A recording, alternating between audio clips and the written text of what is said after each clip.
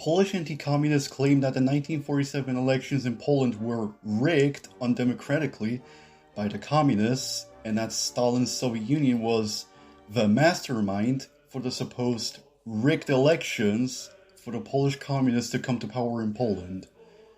Now, the real question is this true?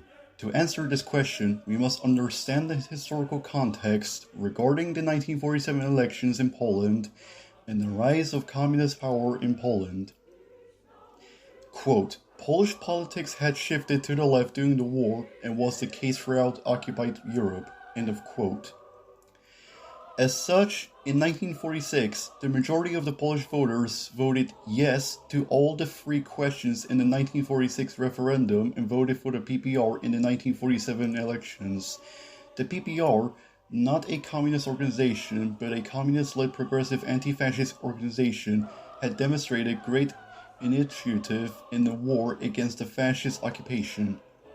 This had a great propaganda advantage for the communist-led Progressive Party, winning many Polish voters to his side. Moreover, referring to the Polska Partia Robotnicza, the CIA had reported, quote, the amnesty and internal stability were the pre-election slogans which secured a victory for the communist-led bloc. End of quote. On the other hand, the Anglo-Americans and their PSL stooges wanted German settlers to continue to occupy Polish territories. Quote, white public interest in the Moscow Conference was stimulated by two questions in the Polish mind. Would the western frontiers be confirmed? Would there be peace or war? Secretary Marshall's demand for revision of the western frontier in favor of Germany spread fear among the transferred people. End of quote. The Anglo-Americans acted against the Polish people, who in turn naturally grew hostile to the Anglo-Americans. By contrast, the Soviets and the PPR were the champions of Polish socialist patriotism and advocated the expansion of Poland's boundaries westwards. Quote, as these repatriates brought from the east find themselves about to be ousted from the west, suspicion and even hatred is replacing their friendliness and goodwill towards Anglo-Saxons. This growing hatred is nurtured by Soviet propaganda which blames the Anglo-Saxons for Poland's plight. End of quote. All of these factors led the PPR to win the trust of the Polish masses. Contrast the Polska Partia Robotnicza with the Mikołajczyk and his Polish People's Party. After the war, the fascist AK militants either joined the guerrilla groups, the infiltrators, or the legal opposition led by the PSL. The CIA reported, quote, the AK no longer exists as an organization. Its members have joined other partisan or underground groups, associated themselves with the legal opposition parties, or gone over the government. End of quote. Indeed, a disproportionate number of the PSL supporters, the CIA confirmed, were made up of the veterans of the fascist Armia Krajowa terror organization. The quote, the underground includes all elements, but its chief support is among the moderate, middle-of-the-road groups akin to the PSL. A great many members of these are former AK men. End of quote. The program of these AK veterans was very close to the PSL, led by Mikołajczyk. Quote, the underground is closely politically to the moderate socialist and land reform program of Mikołajczyk and the Polish Peasant Party. There are innumerable exceptions to and variants from this general pattern. End of quote. Unfortunately, in the 1947 election, Mikołajczyk and his Polish People's Party, PSL, were able to participate. It is well known that Mikołajczyk and his Polish People's Party were the representatives of the Polish government in exile and the Anders Army. Note that as previously documented, the Anders Group was a terrorist organization heading the military branch of the Polish government in exile and collaborating with the Ukrainian Nazi collaborationist anti-Polish terrorist OUN as early as 1946. Mikołajczyk and his PSL were the electoral wing of the Polish government in exile and Anders Group. There was absolutely no right whatsoever for the Mikołajczyk group, the agents of the sworn enemies of the Polish nation, to participate in the elections. The mere fact of their right to participate was a violation of not just democracy but also sanity. Nonetheless, at the time, the Soviets and the Anglo-Americans were still ostensibly allied to one another. To maintain the facade of such an alliance, and in the face of Anglo-American lobbying pressures, the Soviets were compelled to accept the participation and candidacy of the Mikołajczyk group in the 1947 elections.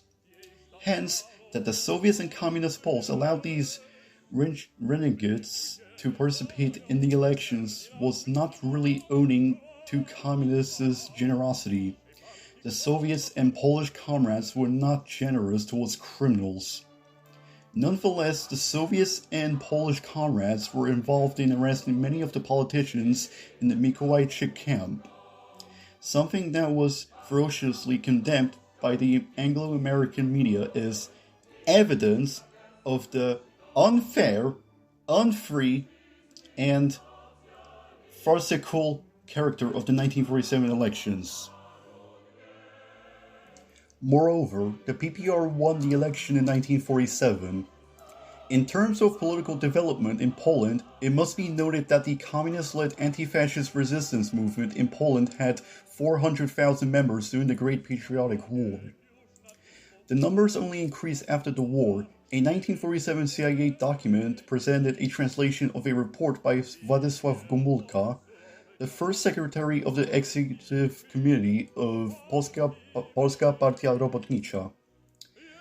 The CIA agent who sent a copy of Gomulka's report stated that Gomulka's report was absolutely truthful and reliable. Quote, "This is an evaluation of the internal situation in March 1947 and directives for the actions in various sectors. The truthfulness and reliability of this report is absolute. Changes have only been made in the form of presentation if you compare this with instructions by Central Committee Polska Partia Robotnicza, and is especially reported for the lower ranks of Polska Partia Robotnicza and adapted to the territory where they are binding." End of quote. The party's popularity, Gomulka said with absolute truthfulness in that report, kept growing. The PPR, quote, "now have 500,000 members and by the end of 1947 will have 1 million. On the 1st of January 1947, there were 120,000 members in Silesia alone." End of quote. Note that the party leadership denounced and discouraged any attempt to conceal the masses into joining the party.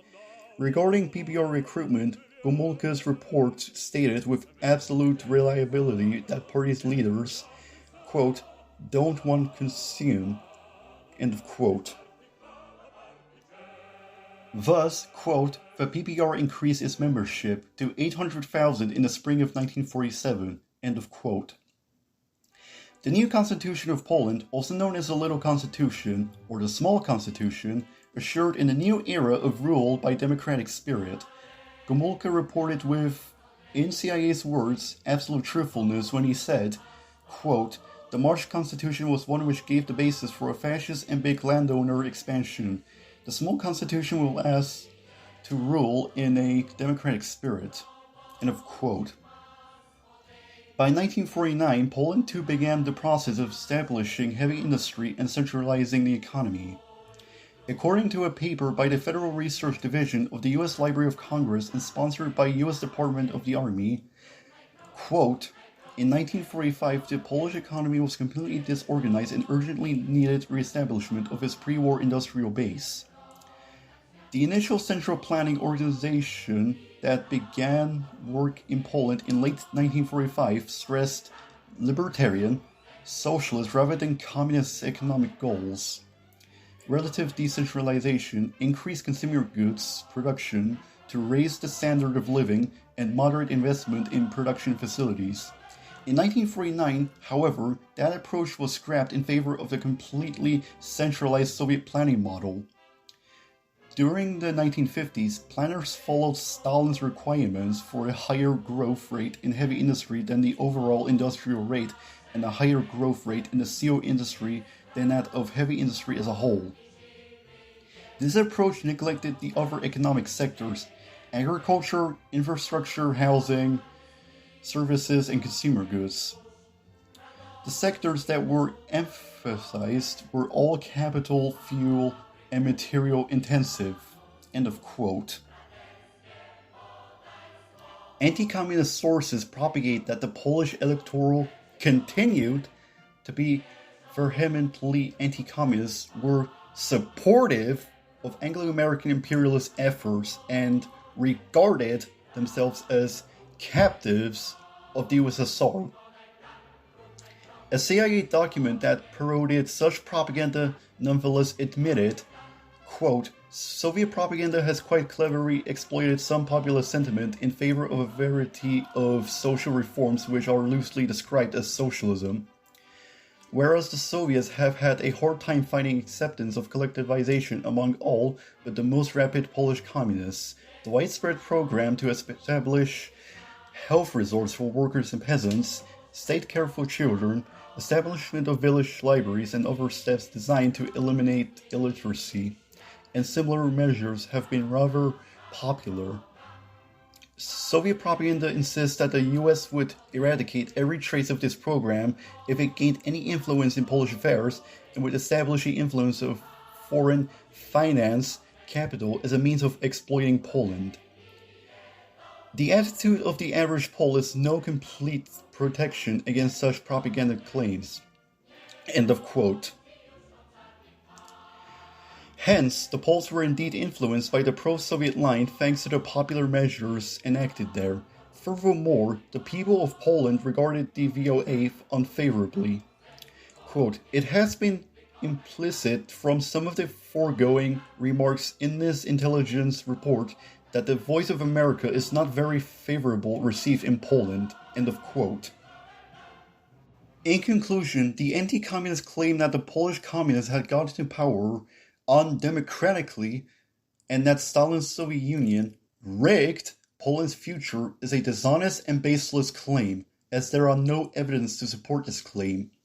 In reality, the Polish communists got into power democratically by the majority of the people in Poland, and the anti-communist opposition undemocratically got votes from both the Western imperialists and veterans of the fascist Armia Krajowa, not democratically from the majority.